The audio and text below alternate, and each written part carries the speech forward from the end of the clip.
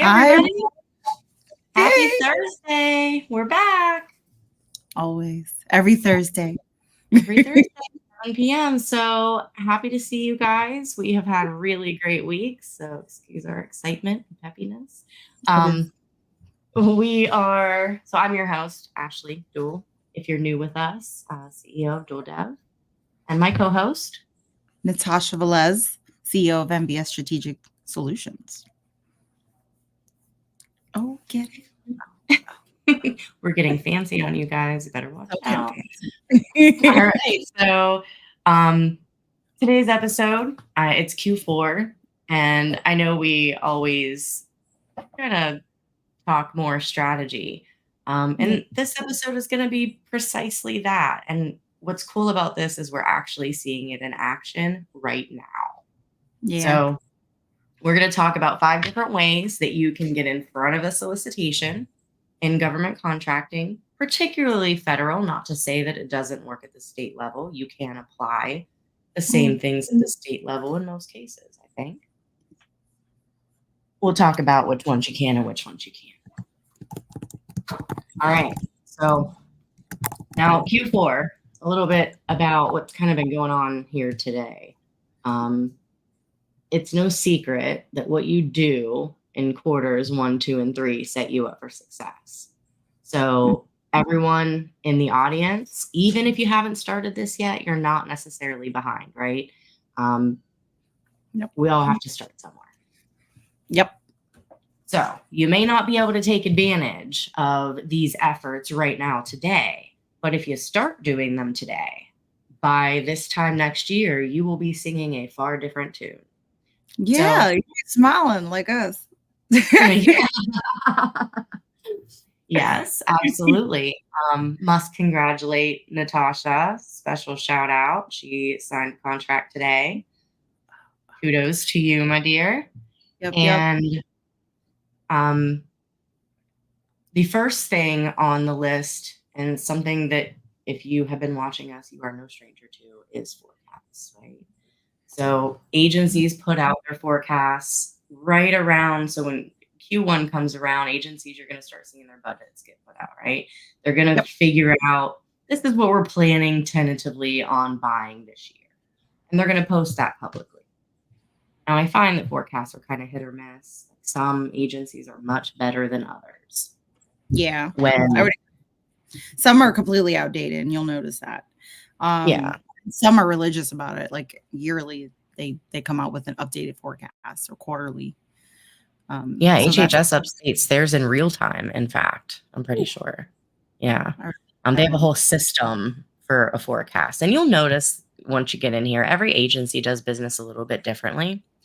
But where you can find the forecasts are going to be here at acquisition.gov. And acquisition.gov has your major departments. Got USAID, Ag, Commerce, Defense, Education. But you'll notice, and I'm going to click on Defense's procurement forecast. I'm going to show you this.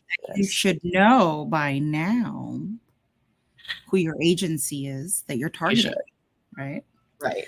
So, and keep in mind that when they update their forecast, acquisition.gov doesn't always update it. So let's say you hit a broken link like I do, right? What we're going to do instead is we're just going to go here and we're going to type.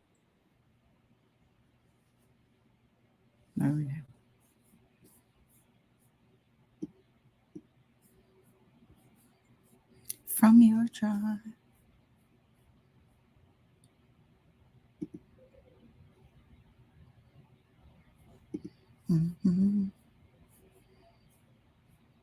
Ashley, you're muted.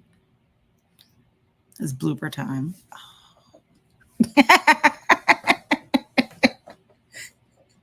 You have to unmute yourself. How did I get muted? I didn't mute myself. I don't know, but it was quite funny. Put that one in the bloopers. So when you open up DoD's forecast, you'll see all of the sub-agencies under DoD, and each of them are going to report differently. So Ideally, you already know which of these buy what you sell, so that way you're not wasting too much time. But let's say you're new and you have no idea. It's a good idea to kind of review them. That way you're looking ahead. Maybe you're still in the planning phase. You're looking ahead to see what they're planning on buying. That's something that you might want to take into consideration if you haven't kind of nailed down your niche yet. Yeah, and I have to be very honest. Like there's a lot of like back and forth in regards to this. A lot of people are like, I don't look at the forecast. I'm all about the solicitation. If I'm a small business, what is the benefit of that, right? You know, a lot of people believe that capture process where you're trying to influence the solicitation in your favor is specifically for large businesses, but that's not the case. Remember, there is a percentage that is mindful to be towards small businesses. So be conscientious of that and targeting your agencies. I always say the investment in the long run, it's beneficial, right? Like you're talking about, I want millions of dollars. I want a big contract. That is the difference between your large contracts, your long-term stable income contracts, right? 95% of the people I speak with say the same thing. I want to quit my job. I want stable income so I don't have to worry. I want generational wealth. I want to build, right? Awesome. Great.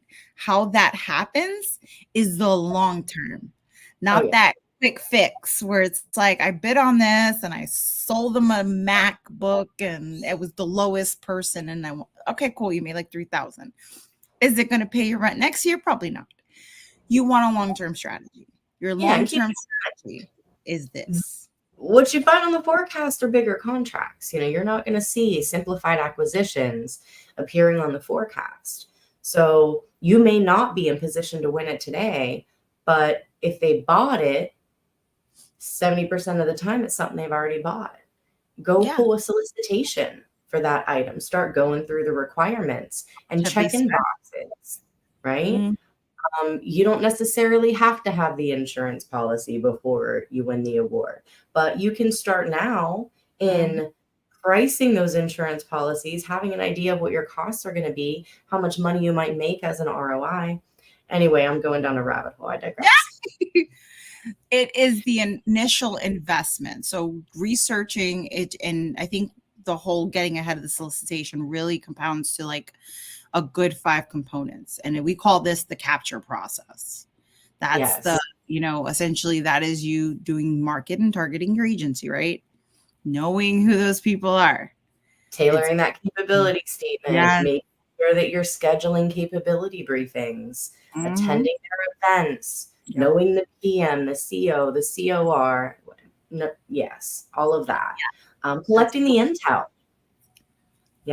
Collecting the intel that you need to shape your proposal in a manner that's going to stand out above your competitors. And your RFIs. Folks, please reply to them. I know people say don't do it. RFIs. It hurts you none to reply. It's just time. I could be watching Netflix, or I could apply on this RFI. I could write this 2-pager about my business and why I think I am the person for the job. I have had many contracting officers call just based off the RFI because nobody else went on it and was like, can you really perform the work you just said? And I'm like, sure. All of a sudden I have a meeting. We're talking about my business, how I can help them. I'm giving them an idea of what the budget's going to look like. It takes a little longer, but down the road, it builds a relationship and they know to come to me once they've got the funding, they're ready to do the contract, which has happened many times. Case in point, literally happened today? Yeah. Literally happened today. You know, something else that happened today, which proves your point. A client, longtime client of mine, had responded to a source to stop notice about 4 or 5 months ago now. And the solicitation was issued. The only thing she has to do is submit price and give an oral presentation. And looking at it, it looks like it was pretty much written for her. So because she responded, because she made them aware of what she can do. She did. She responded. She blew their socks off. She followed up 3 times at least after the sources sought notice. So when that solicitation dropped, the government said, hey, you had inquired a few times about this. Here it is. How convenient is that, right? Yeah. So we'll find out what the outcome is, but that's a great example. They didn't have the funding then, but they do now. So it's coming back around. That 1 hour of her time might be a huge payoff.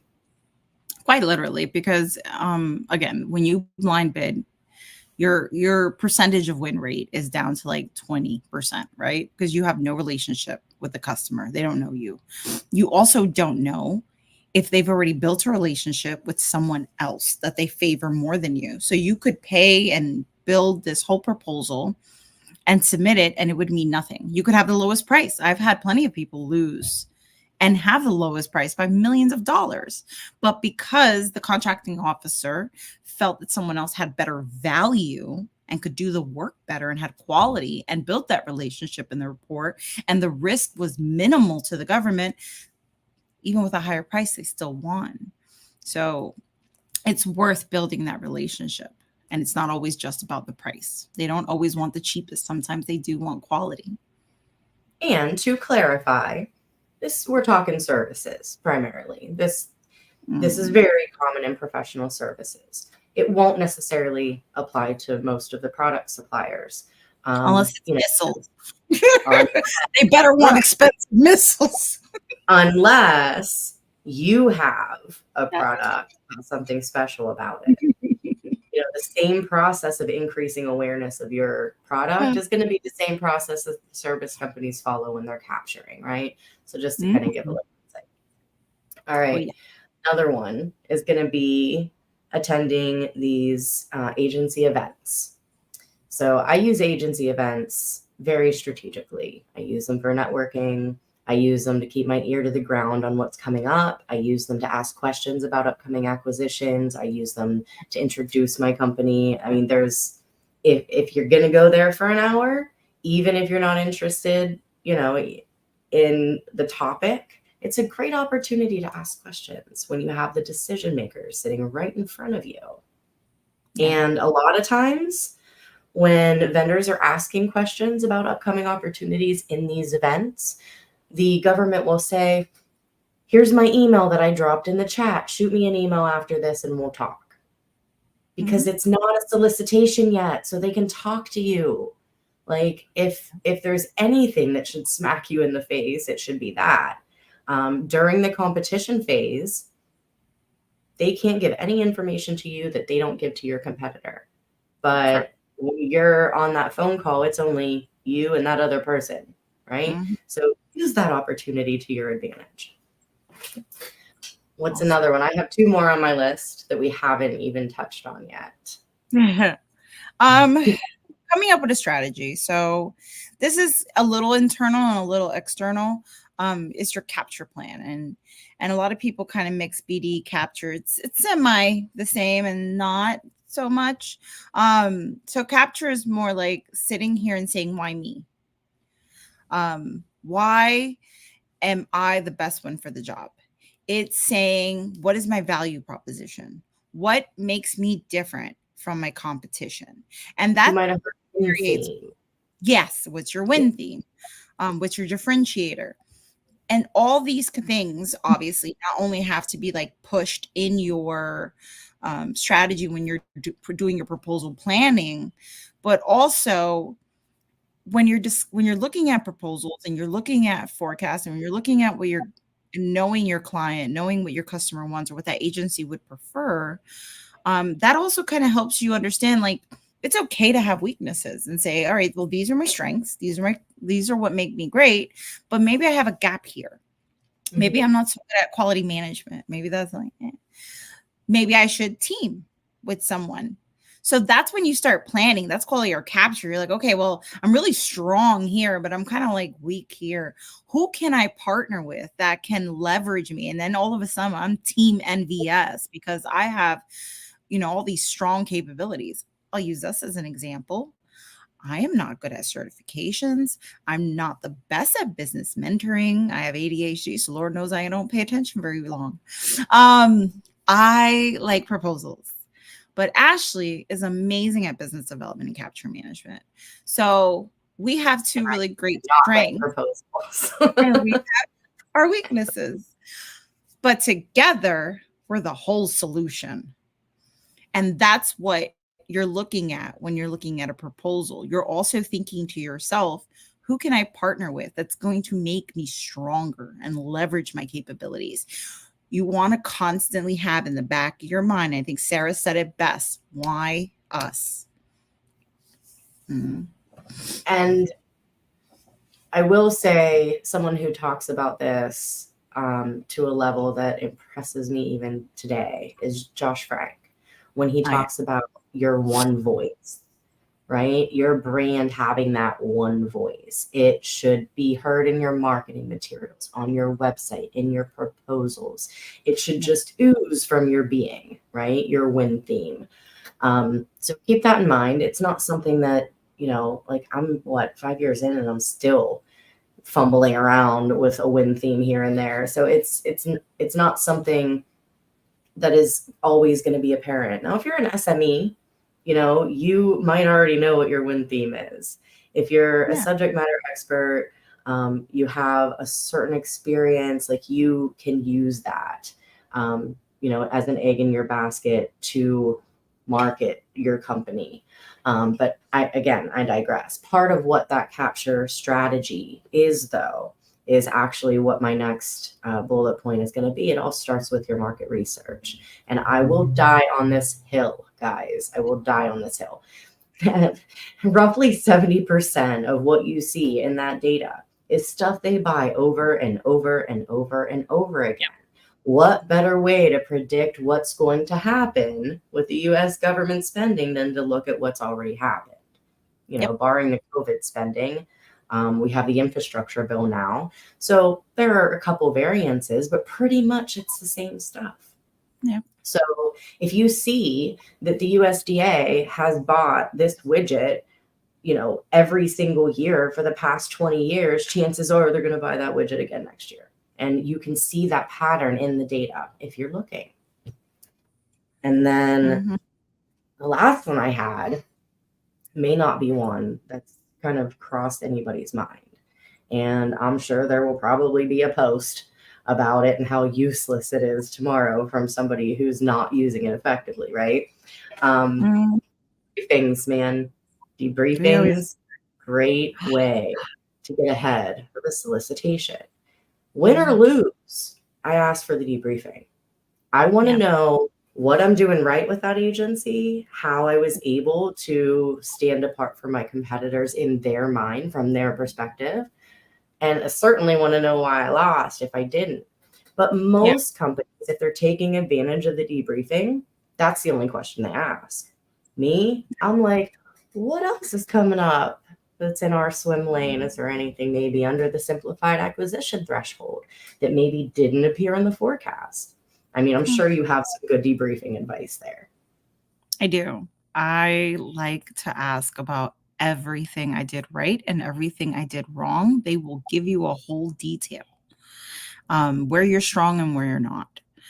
Lessons learned is something that I also like to do after my debriefing internally with my team. So I want to go over where we were, evaluated in our proposal, where it was strong, where it was weak. Was it our pricing? Was it our technical approach? Was it our management approach? Where can we fix? Because I don't want to keep doing the same thing over and over if it's not working, right? Along with that, I also go and try to study, like, who is the person that won? Who's the contractor that won? How did they beat me? I go and I research them. I research my competition because now I know they exist, right? Now I'm like, okay, even more so, because every time I bid on something, 9 times out of 10, you're probably bidding on the same thing I am. You got the same NICS code, you're on the same, hemisphere as I am. So I want to know about you. So I research them and I research how they won, if they have differentiators or benefits that are different from mine, and how can I adjust my company. You should always know your win thing, but you should also be willing to always update and be agile and be willing to change and innovate, because everything changes over time. And you have competition that's always researching you and trying to outcompete you and be like, okay, well, they got this widget, but our widget does this and could still be the same price, right? There's my win thing. I gave you better solution. I gave you a better widget for the same price. They're probably going to go after that. And all of a sudden, you don't win your recompete, right? So never get caught slipping. Don't sleep on it. That's for sure. That's for sure. And the debriefing, let's say you are blind bidding, right? Let's say you've never talked to the U.S. Coast Guard and there's a solicitation that you're feeling good about and you submit an offer. Look, we're not saying don't bid on what's out there. We're just saying to get better at what you're doing and increase your win rate. If you are especially in services, these are ways that you can get ahead because you're not going to win them all. So the next one you lose, get that debriefing. And I will clarify too, under certain circumstances, it's not required of the contracting officer to give you a debriefing. So let's say it's something $25,000. The key to getting the debriefing, if they don't have to give it to you, is to use the word informal.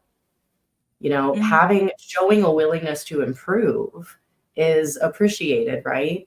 And they're going to remember you. So if it's a small contract and they're not required by the FAR to give you a debriefing, approach it by asking for an informal debriefing. And usually, even if it's just a couple of sentences, it opens up the door for then a reply. So it might not always be a phone call or a meeting. Like sometimes they don't send you like a debrief, but they'll send you, which I've noticed they do this a lot. Like they'll send you like a list of all, and I don't know if it's always, I don't think it's always federal. I think it's more state and local though. When you do that, they'll send out like all the competition that, all the companies that applied and submitted a proposal. And sometimes they'll even put in what pricing they submitted. I don't always see that the lowest pricing wins, and it's not necessarily services and materials too. And it might just be due to one, maybe a technical issue or something, but you'll see like all the people that applied and won on and submitted a proposal, and you'll see the amount. And usually that gives you kind of like an awareness, because now you can kind of make your own strategy. You want to know who those companies are. You want to know how they got down to that price, especially if it's materials. That's a really rough one sometimes because, I had someone the other day in my group say, how can someone that sells materials ever get ahead, specifically resellers, because your competition can quite literally outbid you. He's not necessarily wrong. But there is a way to strategically get through that by building a relationship with your competition. If you can't beat them, join them, I guess. Yeah. Judy Brad calls it competimates, and I love that expression because it's kind of perfect for what happens in the government space. I had the conversation today, spent several hours with a client, a veteran client who wants to leverage their STVOSB better. Yep. So we're having the conversation about, here's our strategies. We've got this direct bid. We've got this subcontracting. And that came up and we walked through what that looks like. Yep. And, it's so rewarding to me. And it's probably why I still am in this industry when you see that light bulb go off and you're like, yeah, oh, I got it. Right. Because we talked about, hey, do you know another veteran-owned company that does what you do? No. I said, well, that's going to be the next friend that we make. Because if I'm a veteran-owned company and my friend's a veteran-owned company over here, and there's a source of SOT notice that isn't set aside yet, hey, buddy, please submit a response to this source of SOT. Mm-hmm. You guys might end up partnering on it. Maybe you won't. It doesn't really matter. The government now has enough justification to set that aside for veterans. Yep. Now you've effectively eliminated or at least drastically reduced your competition. The big guys can't bid, the women can't bid, etc. So I know that folks say sources sought and RFIs are a waste of time. that just tells me that you're not using it right. That's all that tells me. And I really do. All right, I will die on this hill. Being a business owner is not easy. Government contracting is not easy. I don't care how many YouTube videos. The School of YouTube University is full. Sometimes it ain't that easy all the time. Not all the time. Not all the time, right? So it is not easy being a business owner. And even more so trying to do business in the government. But you will never get anywhere with that kind of mentality.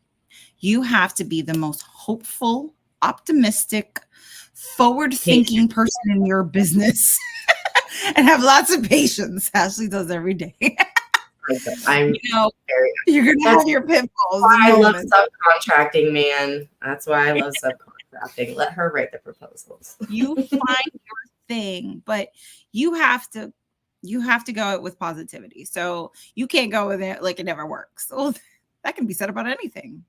What do you know about everything? So you have to give it a shot. You have to give chances. I have done I had this component in my life where it was just like you miss 100% of the chances you don't take. That's right. That's right. Take that chance on that RFI. You don't know what's behind the scenes. You don't know what that contracting officer is looking for. And if you're the person that comes with the solution that they have been trying to find, you don't know.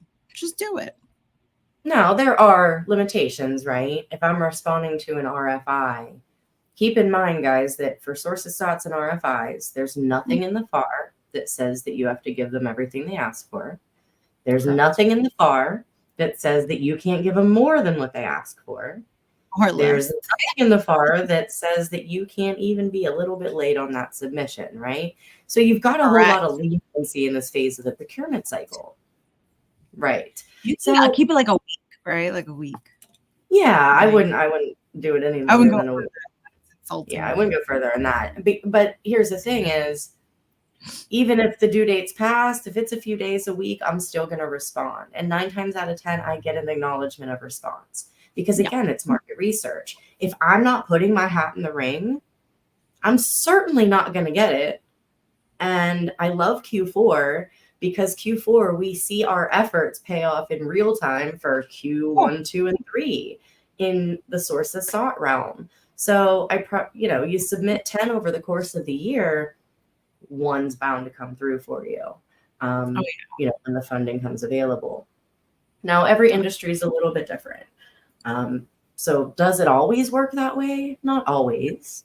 If you're in construction, for example, and, your contracts are large MATOCs, sources SOT's probably going to be less effective.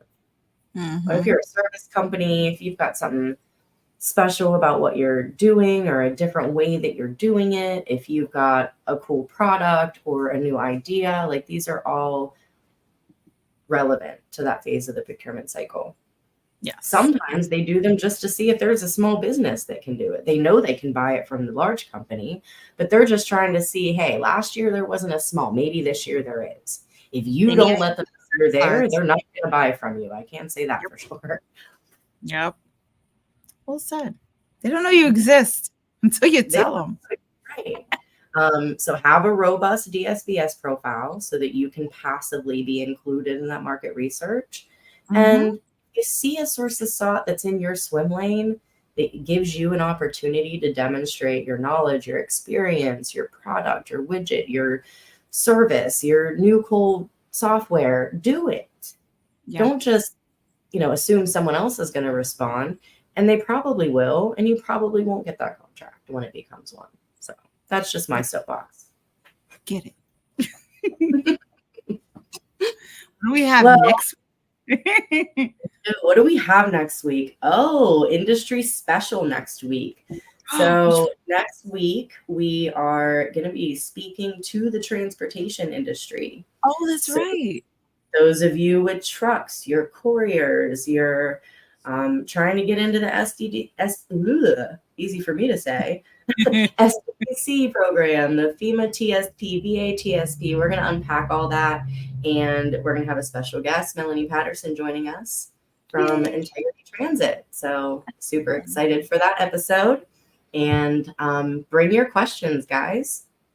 We're looking forward to it. I sure hope you have more questions for Melanie than you did for us this week. I even had the banner roll in the whole episode, Tasha. I love it.